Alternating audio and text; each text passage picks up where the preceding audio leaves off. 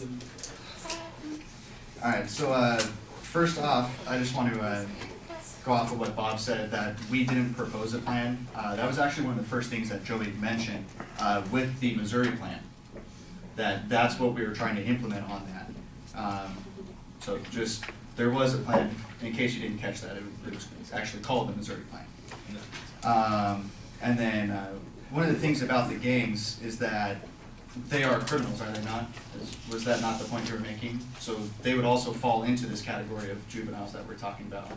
Didn't really feel that it was necessary to specifically label a certain section of the criminals when we're trying to talk about all of them here. And then according to Ian here, you know, they're old enough to understand everything, but if juveniles are old enough to understand everything, why do we have so many restrictions on what they cannot do? You know, they're not able to buy or even have on them any tobacco products, alcohol. They're not able to get a tattoo legally. They're not allowed to marry anyone, even go see an R-rated movie. You know, so if they can't even go see any movie that they want that's out in the theaters, you know, how's to say that they have the same cognitive functioning as the adults when obviously they don't? And that's why we have these restrictions on them. There was actually on that point, there was a psychology professor at Temple University who stated our willingness to treat youth, actually sometimes as young as 14, as adults when they commit crimes, and expose them to the same punishments as adults when they are convicted, is inconsistent with virtually every other decision society makes about teenagers, you know, which is exactly what I just said. And then Bob also mentioned that with, you know, there are advantages to the adult courts and things like that, but then why do we have those different courts?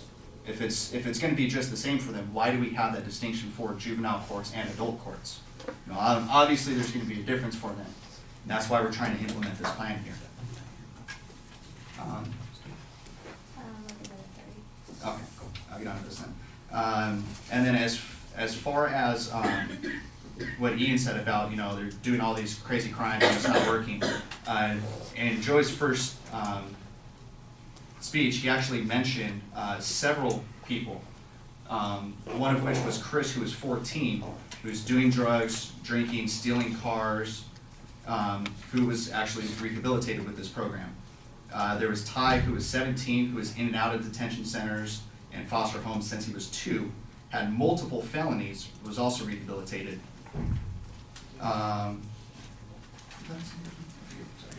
Okay. When he was first arrested, was 9 years old, stealing drugs, selling them, shooting meth at age 10. You know, if these are obviously, you know, something's obviously going wrong with these people and they're being able to get rehabilitated under this program, you know, I don't see how, you know, no one has a chance with that, even if they do have more severe crimes that they're being charged with. Especially with the Missouri plan, where they actually have over 30 years, less than 8% of those, again, what Joey mentioned, returning after their initial release, and even off of that 8%, which, you know, I'm not really good at math, but that's a very small amount of people who go on to adult prisons. You know, so they're not even getting retried as juveniles. They're not even making it into the adult system either. So, yeah.